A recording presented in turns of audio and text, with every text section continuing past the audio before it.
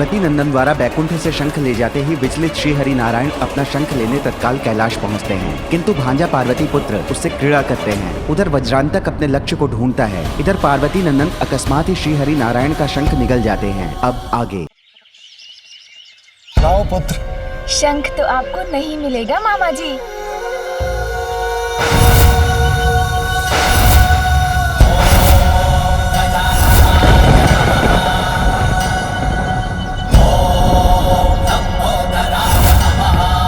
मेरा शंख। शंख तो गया मेरे उदर में।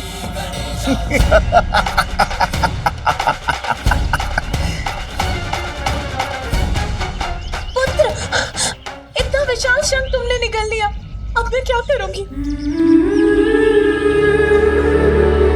ऐसे तो इसकी श्वास बाधित होकर रुक जाएगी।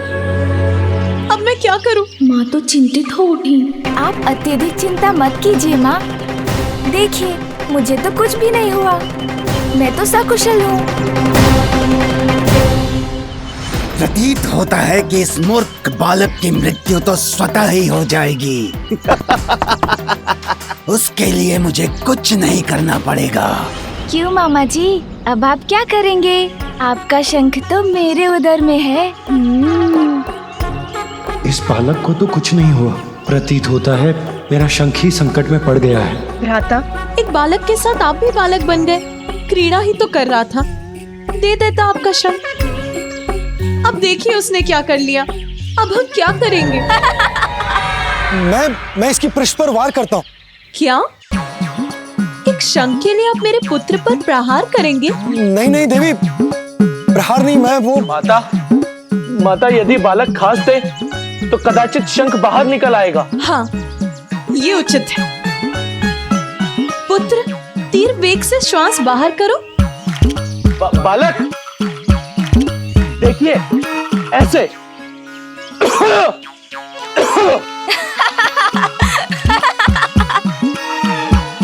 नंदी, इससे भी उत्तम उपाय है मेरे पास। यदि इस बालक को वमन करा दे तो शीघ्र अतिशीघ्र शंख बाहर आ जाएगा। वमन? पुत्र, वमन करने का प्रयास करो शीघ्र।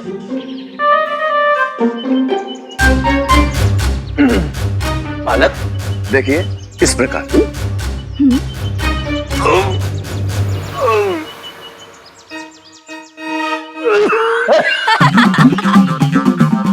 अरे ये तो तोलिए माते, मेली तोलिए। यदि हम बालक को उल्टा लगता दे तो तंत अपने आप बाहर आ जाएगा। पुत्र, तुम इस शंख को अपने शरीर से बाहर निकाल दो, अन्यथा।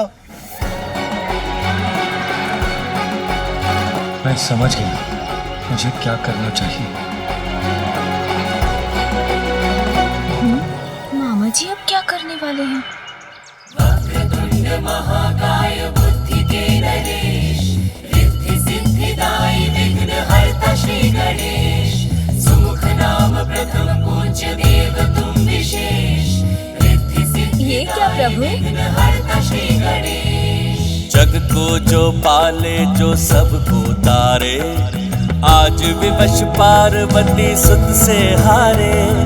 उठक बैठक सुमुख सम करते हरि, मुदित देव देवी गण देखे सभी। ये देख देख हंस पड़े विनायका, शंख उदर से जाके तब निकल सका।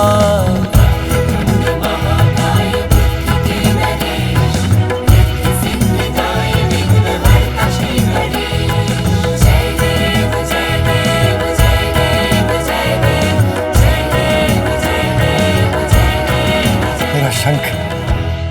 सब कुशल तो है, कोई अहित तो नहीं हुआ ना? नहीं ना।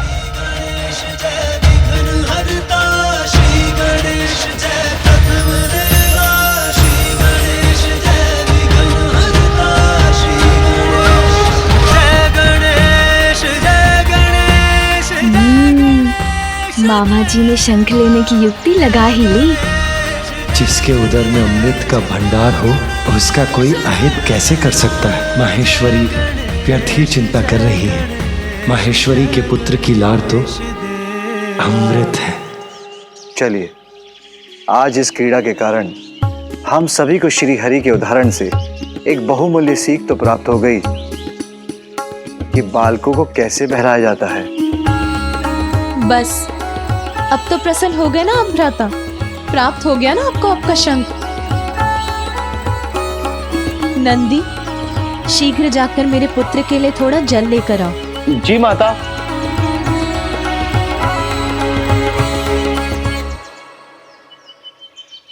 कितना आनंद आया ना मामा जी।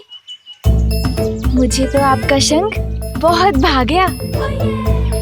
मैं फिर आपके पास आऊंगा ना तो पुनः उससे क्रीड़ा करूंगा।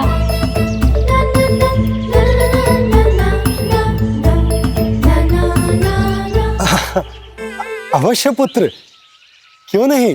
नहीं नहीं, कोई आवश्यकता नहीं है। मेरे पुत्र की नटखटता को बढ़ावा मत दीजिए। यदि पुनः उसने शंख को निगल लिया तो? किंतु इसमें मेरी क्या भूल है? चलो तुम अब, आज के लिए बहुत हुआ। अब तुम्हें निद्रा कर विश्राम करना है पुत्र। उचित है माँ।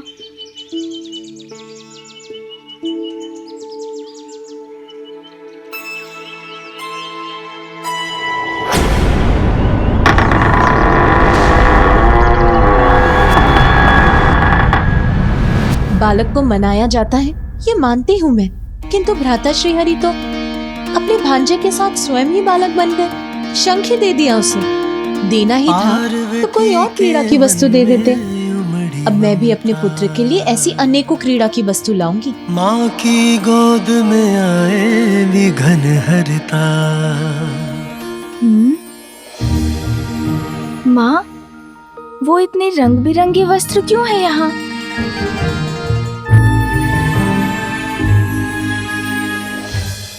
पुत्र, वो सभी वस्त्र तुम्हारे लिए तुम्हारी बुआ लेकर आई है। बुआ? हाँ पुत्र, देवी सरस्वती तुम्हारे पिता की बहन है, इसीलिए वो तुम्हारी बुआ हुई। और उनके स्वामी ब्रह्मदेव तुम्हारे फूफा जी। माँ, अर्थात हमारे और भी संबंधी हैं? हाँ पुत्र, और भी संबंधी है हमारे। चलो अब सो जाओ।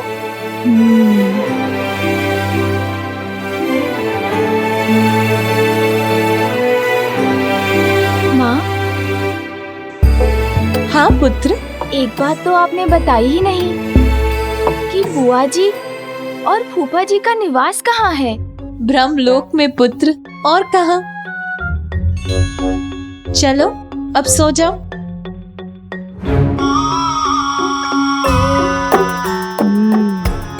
अच्छा, ब्रह्मलोक, वहाँ भी मुझे जाना ही होगा।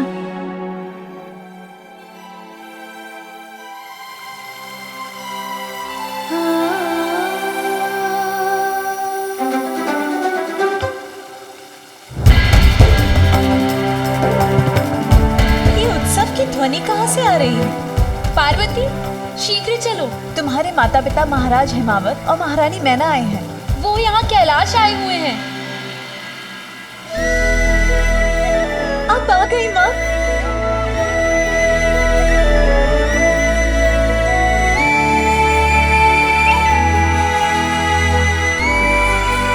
प्रणाम पिताश्री। मैं तो तुम्हें ही देखने आई हूँ पुत्री, और यहाँ आकर सब देख ही लिया। मैं कुछ नहीं बोलूंगी, किंतु दिखाई तो सब दे ही रहा है ना। जमाई जी तो अपने ध्यान में ही लीन रहते हैं, और सांसारिक कार्यों में कहाँ उन्हें आज तक कोई रुचि रही है। और यहाँ का सारा कार्यभार हमारी पुत्री पर ही तो आ पड़ा है। नहीं माँ। हाँ हाँ, समझ गई मैं कुछ नहीं बोलूंगी। नाती के जन्म की सर्वाधिक प्रसन्नता उसकी नानी को ही होती है, फिर मैं और प्रतीक्षा कैसे कर सकती थी। आइए माँ।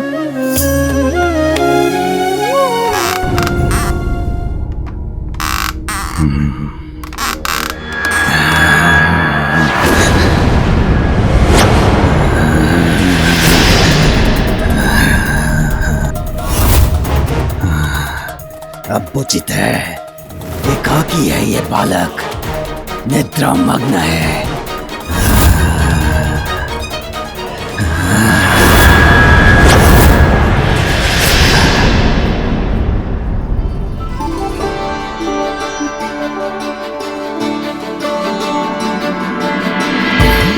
नहीं बोलूंगी, किंतु पुत्री मुझे ये तो बताओ कि मेरा नाती है कहाँ? उससे भेंट करने के लिए मैं अधीर हो रही हूँ। उसे तो बुलवाओ। हाँ पुत्री, तुम्हारी माँ अपने नाती से भेंट कर उसे भांति भांति प्रकार के उपहार देकर उसे बिगाड़ना चाहती है।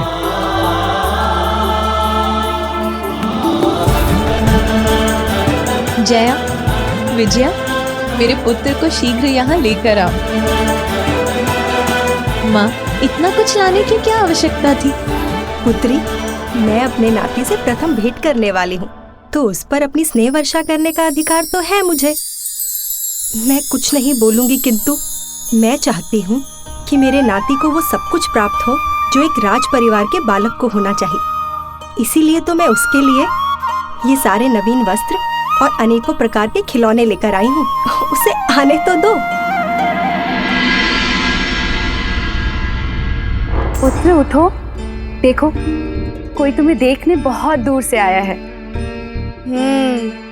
दिवस भर अपने नटखटपन से सबको सताने के बाद अब ऐसी निद्रा में मग्न हो।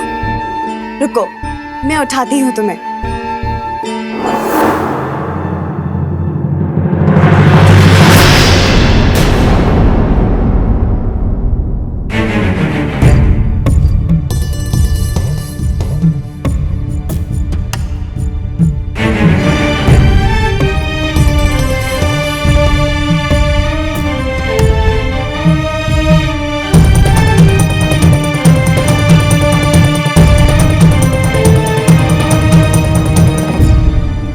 जया, विजया, मेरा पुत्र कहाँ है?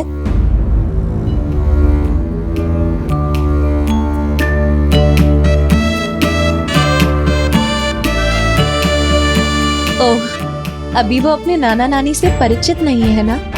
कदाचित इसीलिए उसे यहाँ आने में संकोच हो रहा है ना?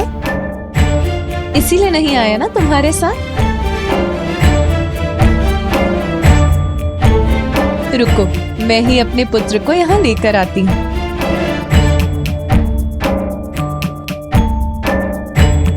किंतु पार्वती,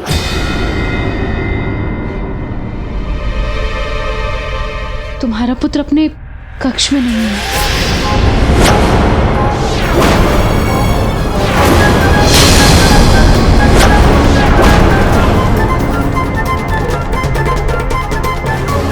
और हमने उसे संपूर्ण भवन में ढूंढ लिया, किंतु वो कहीं भी नहीं है।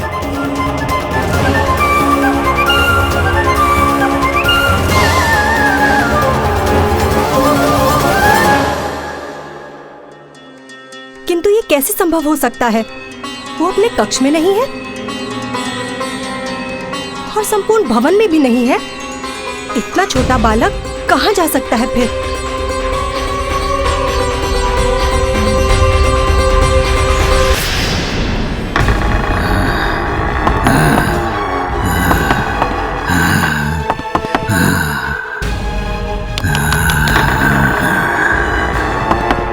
आश्चर्य, अकस्मात कहाँ चला गया ये बालक? यहीं देखता हूँ। पूर्व में भी वो यहीं भटक रहा था।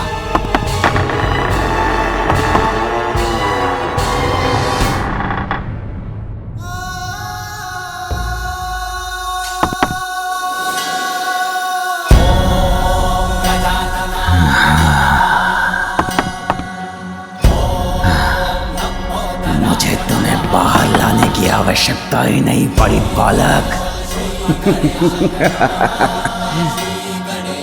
अरे वाह, ये तो स्वयं मेरे जाल में आ फंसा। टक टका टक टक।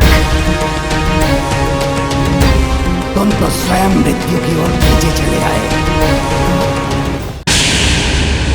आओ बालक आओ, और अपने कौल के हाथों में समा जाओ।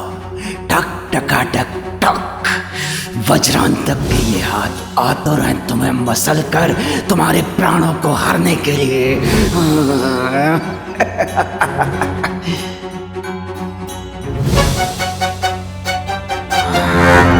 थोड़ा और निकट आओ, आ जाओ बालक।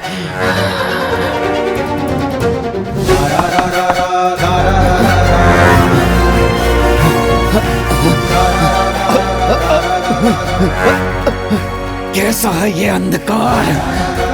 अंधकार में तो डूबना था इस बालक के जीवन को।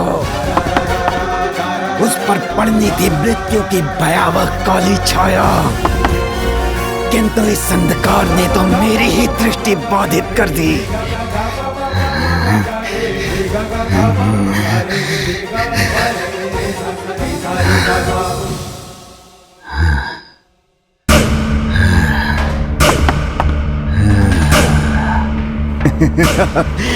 छट गया अंधकार, स्पष्ट हुई मेरी दृष्टि।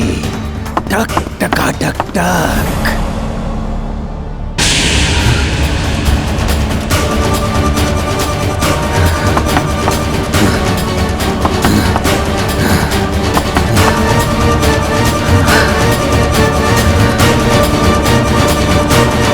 अब कहाँ गया ये बालक?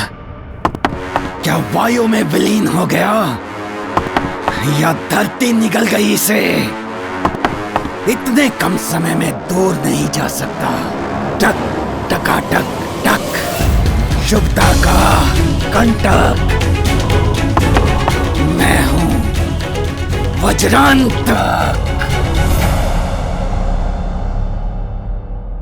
ब्रह्मदेव, प्रतीत होता है कि आपकी बुद्धि आपका साथ छोड़ चुकी है। यदि मैं चाहूं तो इसी क्षण आप दोनों का अंत कर सकता हूं, ब्रह्मलोक को नष्ट कर सकता हूं। आज स्वयं सृष्टि के रचयिता को कौन सी चिंता सता रही है? आप इतने विचलित क्यों हैं स्वामी? कि ध्यान से ही आपका मन भटक रहा है? आपका अशांत मन तो सृष्टि को अस्थिर कर उसके लिए संकट उत्पन्न कर सकता है। आप सत्य कह रही हैं देवी, मेरा मन बहुत अशांत है, किंतु कुछ मत कहिए स्वामी, क्योंकि आपके अशांत मन को शांत करेंगे मेरी वीणा के स्वर।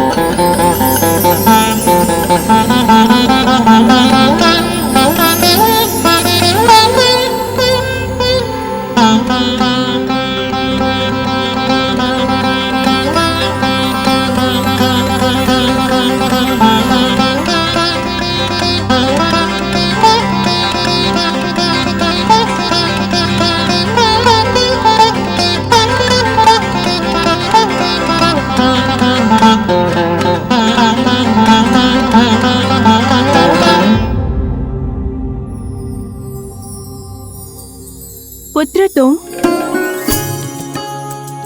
देखिए स्वामी, हमसे भेंट करने के लिए कौन आए हैं? स्वयं पार्वती नंदन। प्रणाम फूफा जी। कल्याण हो पुत्र। प्रणाम बुआ जी। कल्याण हो पुत्र।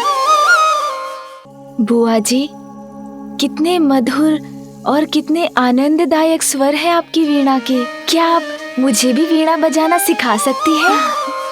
अवश्य पुत्र।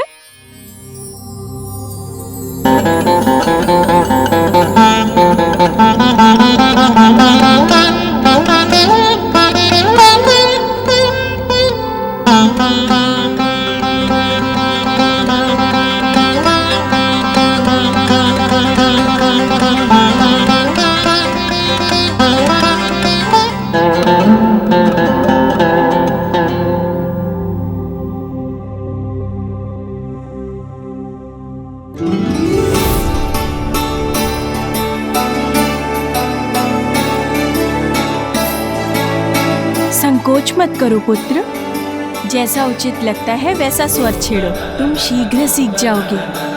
और मुझे पूर्ण विश्वास है कि तुम मुझसे भी उत्तम संगीत की रचना करोगे।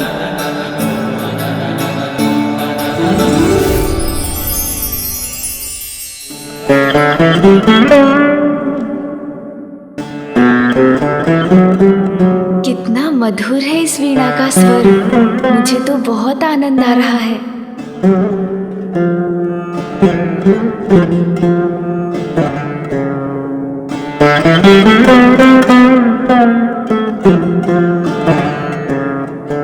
सुंदर, अति सुंदर पुत्र।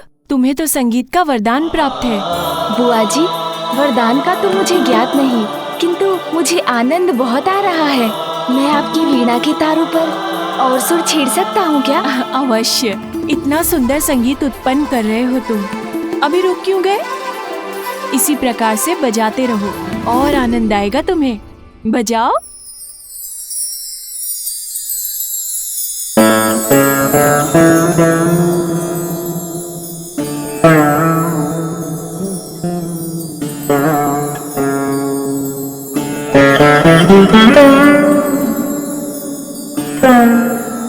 अमृतमयी कर्णप्रिय मधुर है इसका संगीत।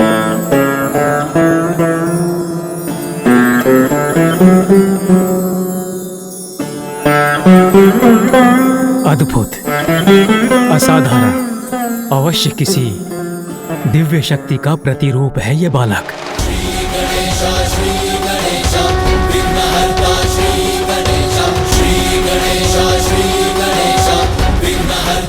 वो बालक किसी प्रकार मेरे हाथों से बच नहीं पाएगा।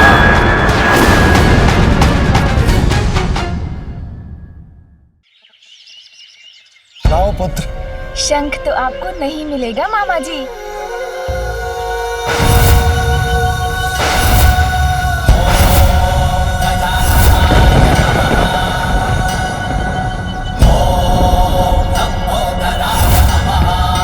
मेरा शंख। शंख तो गया मेरे उदर में।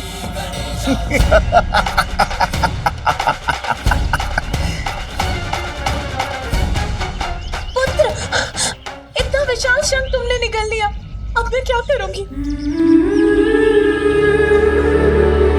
ऐसे तो इसकी श्वास बाधित होकर रुक जाएगी। अब मैं क्या करूं? माँ तो चिंतित हो उठी। आप अत्यधिक चिंता मत कीजिए माँ। देखिए, मुझे तो कुछ भी नहीं हुआ, मैं तो सकुशल हूँ। प्रतीत होता है कि इस मूर्ख बालक की मृत्यु तो स्वतः ही हो जाएगी। उसके लिए मुझे कुछ नहीं करना पड़ेगा। क्यों मामा जी, अब आप क्या करेंगे? आपका शंख तो मेरे उदर में है। इस बालक को तो कुछ नहीं हुआ। प्रतीत होता है मेरा शंख ही संकट में पड़ गया है। भ्राता, एक बालक के साथ आप भी बालक बन गए। क्रीड़ा ही तो कर रहा था, दे देता आपका शंख। अब देखिए उसने क्या कर लिया। अब हम क्या करेंगे? मैं इसकी पृष्ठ पर वार करता हूँ। क्या? एक शंख के लिए आप मेरे पुत्र पर प्रहार करेंगे? नहीं नहीं देवी, प्रहार नहीं, मैं वो। माता, यदि बालक खास दे तो कदाचित शंख बाहर निकल आएगा। हाँ, ये उचित है। पुत्र, तीर वेग से श्वास बाहर करो। बालक, देखिए, ऐसे।